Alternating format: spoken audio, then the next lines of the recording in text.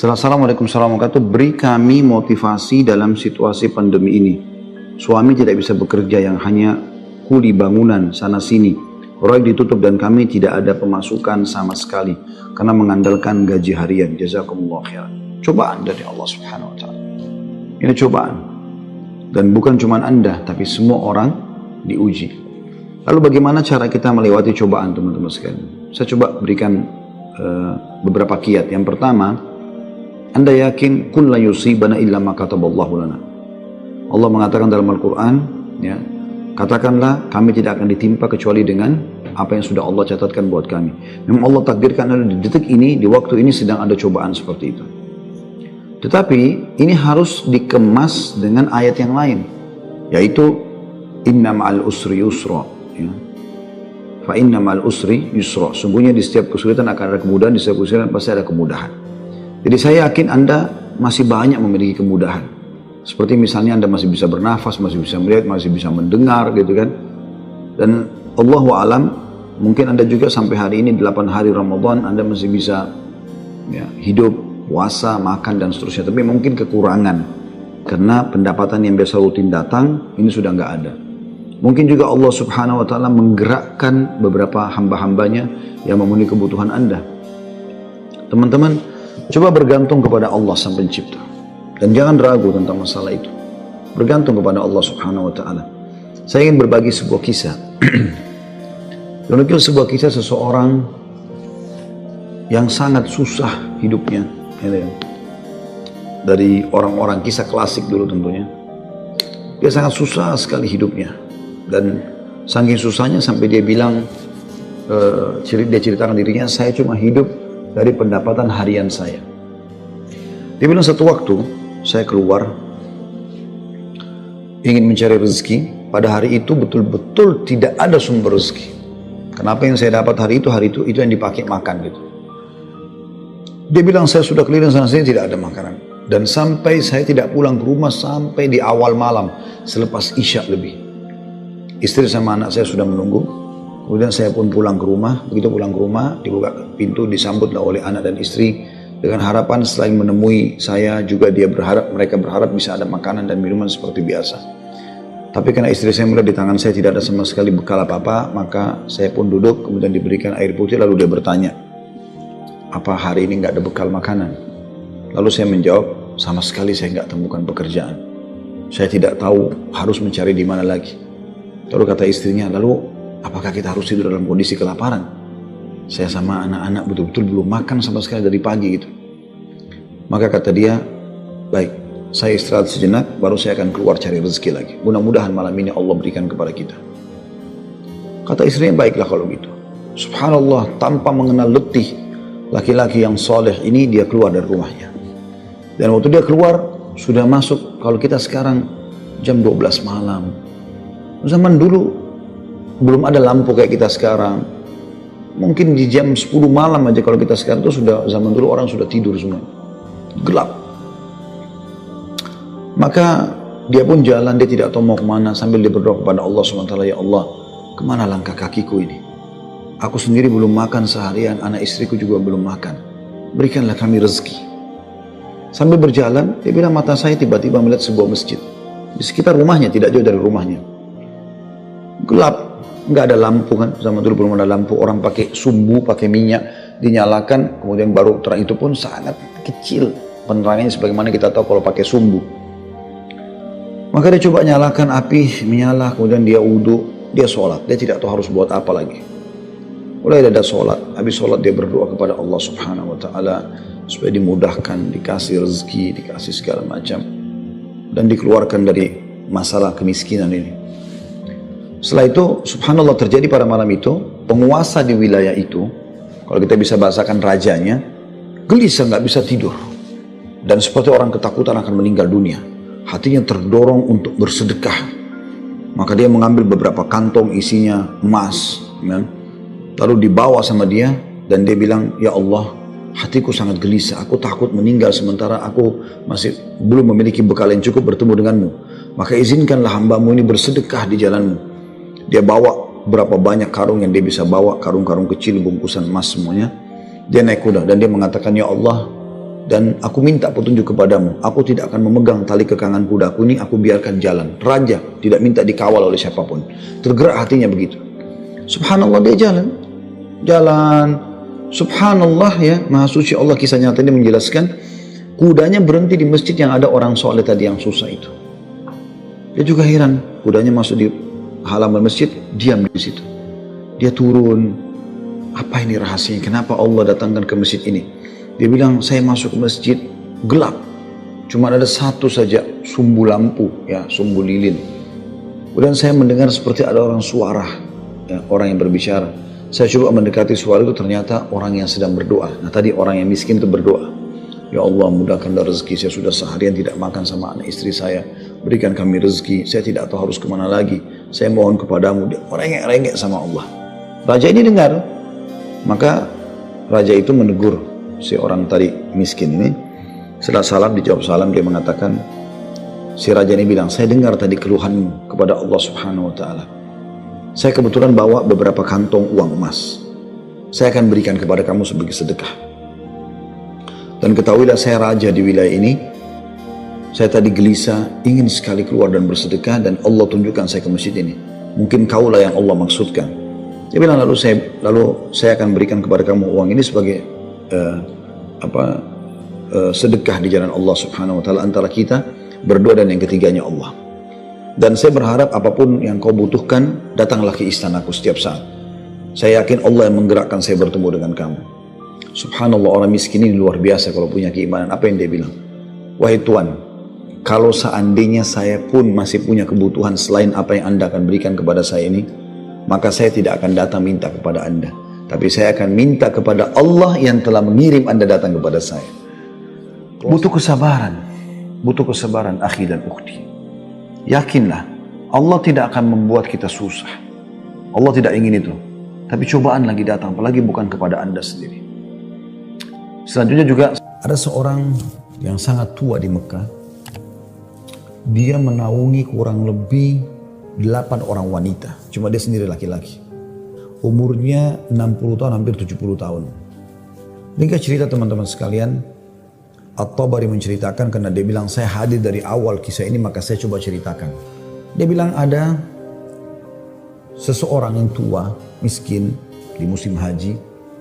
Dia coba mencari sesuap nasi, kemudian dia tidak temukan. Lalu dia pulang ke rumahnya. Dia ditanya oleh istrinya, apakah ada makanan buat kita hari ini? Maka dia bilang, saya sudah coba tadi keliling mencari makanan buat kita buka puasa, tapi nggak ada. Kemudian dia bilang, coba saya keluar lagi. Keluarlah orang tua ini, jalan jauh dari rumahnya. Apa kira-kira yang harus dia lakukan? Dia harus kerja kemana? Sambil bermunajat kepada Allah, ya Allah berikanlah rezeki. Sampai karena dia capek, dia bawa sebuah pohon. Kemudian dia sengaja tangannya dia menyentuh tanah yang ada di situ. Kemudian dia menyentuh seperti satu barang keras gitu. Untuk dia lihat ternyata ada kotak di sebelah dia. Dan kotak ini biasa dipakai untuk ngisi emas. Maka dibukalah sama dia kotak tersebut, ternyata betul ada emas dalam. Banyak sekali. Kalau saya tidak salah waktu itu 1000 keping. Ini harta yang luar biasa. Nggak ada orang, di bawah pohon. Maka diambil sama dia. Dibungkus dengan rapi. Pada saat itu terlintas di benaknya syaitan menggoda. Kau orang miskin. Kalaupun kau tidak mau mengambil semua, ambillah minimal 1 batang emas atau 1 koin dinar emas yang kau bisa infakkan untuk buka puasa keluargamu. Tapi dia melawan sambil dia mengatakan, tidak bisa, ini bukan hak saya. Kalaupun ini luqata ini seperti harta yang ditemukan. Kan itu syaratnya harus teman-teman sekalian diiklankan selama setahun ya. Selama setahun Anda iklankan, kalau sudah setahun baru bisa mungkin jadi hak milik Anda. Dia pulang ke rumahnya, lalu kemudian dia rencana tidak mau sampaikan kepada istrinya. Terus istrinya rupanya karena membuka pintu melihat ada di tangannya sesuatu, maka istrinya bilang, apa kau sudah bawa bekal buat kami? Kata dia, nggak ada. Lalu kemudian dia mengatakan, tapi apa itu? Di bawah bungkusan kainmu. Dia bilang, ini bukan urusan kamu. Dia bilang, saya minta atas sama Allah, jelaskan apa itu. Karena istrinya membawa nama Allah, maka dia mengatakan ceritanya begini tadi. Istrinya perempuan miskin dengar emas, perempuan kaya saja dengar emas mungkin tertarik, apalagi yang miskin yang susah gitu. Maka dia mengatakan, Kalau gitu kita bisa gunakan, karena kita orang miskin dan itu harta yang kau temukan. Kata dia, tidak demi Allah. Kalaupun ini kita bisa gunakan setelah 1 tahun kita iklankan. Tidak boleh sembarangan. Maka istrinya bilang, kalau begitu minimal ambil 1 koin dinarnya. Kita pakai buka puasa. Halal buat kita sekarang, kita ini miskin sekali, nggak bisa apa-apa. 8 orang kau harus naungin sekarang. Dia bilang, tidak demi Allah. Kalau seandainya kau sentuh kotak ini ada yang kau ambil, demi Allah kau saya ceraikan. Istrinya kaget dengan kata-kata itu, akhirnya dia lihat keseriusan suaminya, tidak berani juga. Disimpanlah di rumahnya. Akhirnya tiba waktu buka puasa, mereka buka puasa apa adanya, air putih saja, roti-roti kering ada di rumah, itulah yang dimakan sudah. Besok pagi, selepas sholat subuh di Masjid Haram, orang tua ini pas keluar, ternyata ada 1 orang dari Khurasan naik di atas sebuah batu dekat Masjid Haram lalu teriak-teriak. Dia mengatakan, wahai muslimin, wahai hamba-hamba Allah, saya kehilangan sebuah kotak isinya 1000 dinar emas. Siapa yang menemukan, tolong kembalikan kepada saya dan semoga Allah balas kebaikannya dengan pahala dan pengampunan dosa, peninggian derajat dan seterusnya. Rupanya si orang tua ini dengar, kotak ini dia yang temukan kemarin, tapi dia juga butuh. Maka dia mengatakan, wahai Khurasani, Khurasani kayak orang dari Khurasan, dia tahu ini dari Khurasan, mungkin dari face wajahnya gitu kan. Wahai Khurasan, kalau ada orang yang temukan, berapa kau kasih dia? Kemudian kata Khurasan itu, berapa kira-kira dia minta? Kata orang tua ini, minimal kau kasih dia setengahnya. Kata orang Khurasan, tidak bisa. Kalau begitu, kasihlah berapa yang kau mau. Mungkin 1/10-nya, 10% maksudnya. Kata orang Khurasan, tidak bisa. Dia kembalikan karena Allah dan saya doakan supaya dapat pahala di sisi Allah. Dia miskin. Sudah tua, umurnya hampir 70 tahun. Mau kerja di mana? Di rumahnya sudah ada emas yang begitu banyak. Godaannya luar biasa. Maka orang ini pulang ke rumahnya lalu dia mengatakan, wahai istriku, aku sudah temukan pemilik emas ini. Kata istrinya, alhamdulillah kalau begitu. Bagaimana perkembangan? Tapi saya minta sama dia supaya dia bayar sesuatu. Dia hanya mau doakan saja. Kata istrinya, coba aku kembali ke dia, siapa tahu dia masih mau negosiasi. Ya kan? Dia bilang baiklah. Dia kembali lagi, ketemu lagi sama orang tadi di hari yang ketiga sekarang. Maka orang itu sama orang Khurasan naik ke atas batu yang sama dekat Masjid Haram. Wahai muslimin, wahai hamba-hamba Allah, Anda nggak menemukan peti saya isinya 1000 dinar emas. Semoga Allah berikan dia kedudukan, Allah ampuni dosanya, angkat derajatnya dan seterusnya, didoakan gitu. Datang lagi orang tua ini mengatakan, wahai Khurasan, saya sudah bilang sama kau kemarin, berilah upah. Mungkin kalau kau tawarkan upah, orangnya mau mengembalikan penemunya. Kata dia, berapa paman saya kasih? Dia bilang, saya bilang kemarin 1/10. Orang sana mengatakan, enggak, saya enggak mau. Kalau begitu, berikan dia 1 saja dinar itu, yang dia bisa pakai setengahnya, dia sedekahkan untuk beri makan orang-orang susah di sekitar haram, setengahnya lagi dia pakai buat kebutuhan keluarganya. Orang Khurasan ini diam lalu mengatakan, tidak demi Allah. Jadi luar biasa, dia nggak mau kasih. Pokoknya dia kembalikan utuh atau nggak usah. Dan dia berharap pahala di sisi Allah. Kalau dia minta bayaran, saya nggak mau. Orang ini kembali lagi ke rumahnya, bilang lagi sama istrinya, orang ini betul-betul tidak mau. 1 dinar pun dia nggak mau kasih. Kata istrinya, lalu bagaimana? Kata dia, saya akan berazam sudah mau kembalikan. Semoga Allah menyelesaikan permasalahan kita. Kata Imam Tabari yang menceritakan kisah ini, dia betul-betul hadiri kisah ini. Dia tahu ini jalan ceritanya dan dia menceritakan. Lalu orang ini kembali lagi, ternyata di hari selanjutnya masih sama lagi kejadiannya.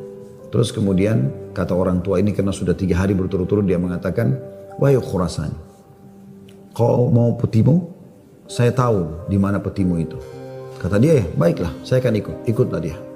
Kata Imam Tabari, saya ikut ke rumahnya orang tua ini. Jalan. Pada saat tiba di satu rumah, ada rumah yang terbuat dindingnya dari tanah liat. Sama sekali tidak kelihatan layak untuk ditinggal. Tapi hanya sekedar tanah liat, mungkin kalau ada angin kencang bisa rubuh. Atapnya ditutup hanya dengan kain-kain sobek. Ya. Pintunya pun diangkat untuk dibuka gitu. Kemudian dia masuk dan dia persilahkan masuk. Saya pun izin. Saya mengatakan, maaf paman, bisa nggak saya ikut masuk? Karena dari awal saya lihat kisah ini. Maka dia mengatakan, masuklah. Dia bilang waktu kami masuk, rumah itu nggak ada sama sekali karpetnya, nggak ada apa-apa, kosong lompong. Cuma ada semacam sekat dan seakan-akan di belakang sekat itu ada wanita-wanita tua yang kelihatan dari penampilan mereka juga itu susah. Lalu kemudian orang tua ini menuju ke satu arah di rumahnya, terus digalilah tanah, dikeluarkanlah kotak tersebut. Lalu kemudian dikatakan, sayalah penemunya hartamu itu, ini. Dan saya sempat minta sama kamu agar kau berikan sebagian. Sebagaimana kau lihat ini keluarga saya susah begini. Saya sendiri laki-laki dan umur saya sudah hampir 70 tahun. Sementara ini istri saya ada di sini juga sudah tua. Ada mertua saya, ada 2 saudari saya, ada 4 anak saya. Mereka semua miskin. Maka orang Khurasan itu mengatakan, dia buka, dia periksa ternyata masih utuh 1000. Dia mengatakan, tidak. Saya tidak akan memberikan apa-apa. Lalu kemudian dia angkat, lalu dia keluar. Saya cuma bisa doakan kamu kebaikan. Waktu dia keluar, kata Imam Tabari, semua perempuan-perempuan tadi yang tua-tua ini ada, yang memang bajunya lusuh, seperti orang yang menggigit jari dan kaget ada orang diberikan kembali 1000 dinar, tidak dibayar sedikit pun. Dan tokoh kita ini luar biasa, dia hanya mengatakan, Inna lillahi wa inna ilaihi raji'un.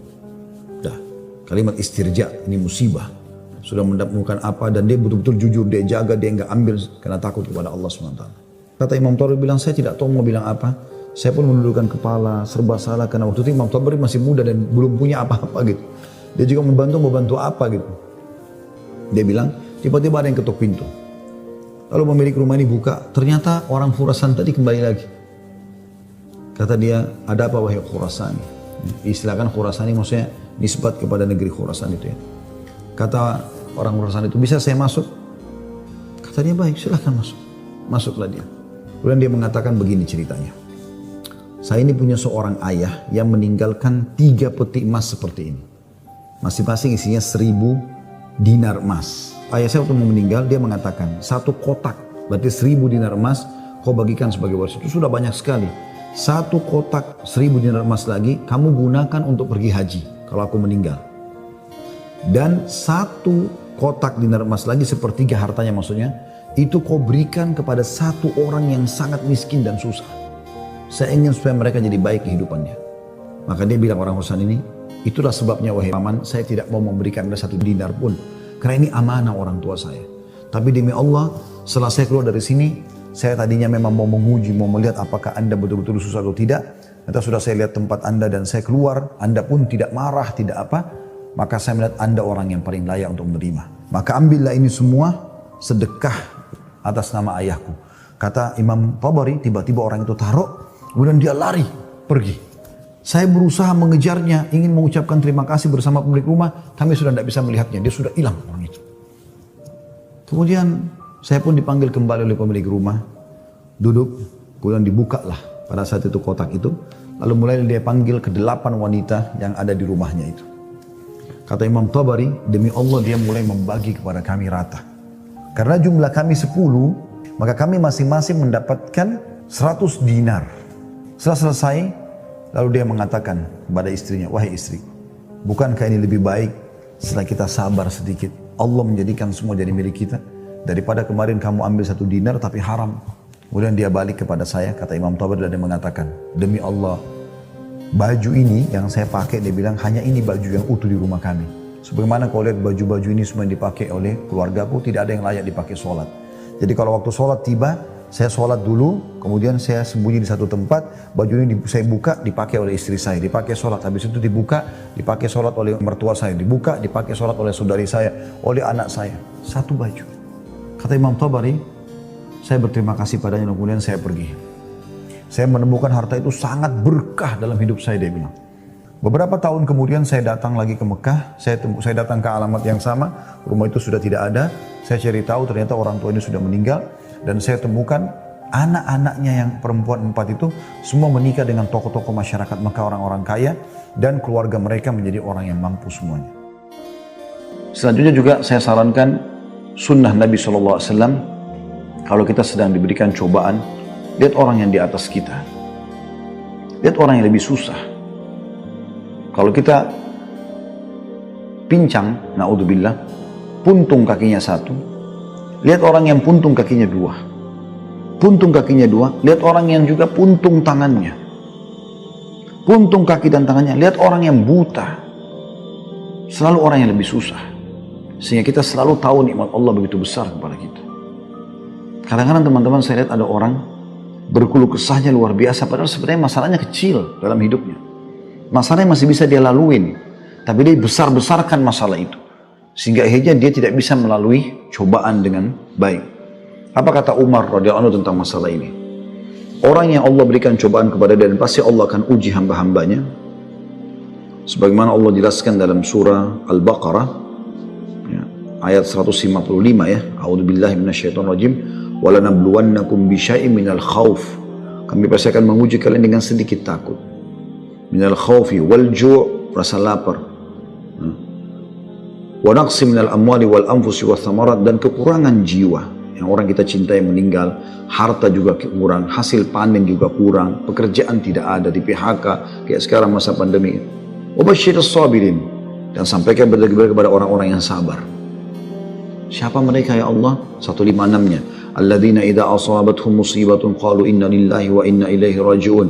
Mereka yang kalau ditimpa musibah mereka mengatakan kami milik Allah, kami akan kembali kepada Allah. Lalu Allah bilang apa? Ulaika, mereka lah. Alaihim salawatun min rabbihim wa rahmah.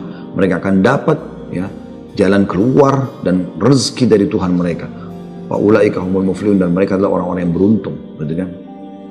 Jadi di sini teman-teman sekalian, Anda sabar dalam melaluinya dan lihat orang yang lebih berat. Insya Allah akan ada jalan keluar, tidak mungkin tidak. Yang penting teman-teman, di saat kita lagi genting, terus bergerak, terus berusaha, terus ikhtiar, terus berdoa kepada Allah SWT. Saling dukung-menukung, jangan saling menyalahkan. Jangan Anda menyalahkan suami yang mungkin lagi stres juga pengen cari kerjaan. Jangan juga suami berhenti total dari usaha. Apa saja. Mungkin rezeki Anda ada pada tetangga Anda, mungkin ada rumah yang mewah, yang bagus di dekat rumah, tawarkan diri. Betul-betul masa pandemi ini saya kuli bangunan, saya nggak bisa kerja apa-apa, rumah saya di sebelah sini. Ada yang bisa saya kerjakan, bersihin kebun kah, ke taman kah, di sini. Apalah ya, cuci mobil, kan bisa apa saja. Coba, mungkin rezeki di situ.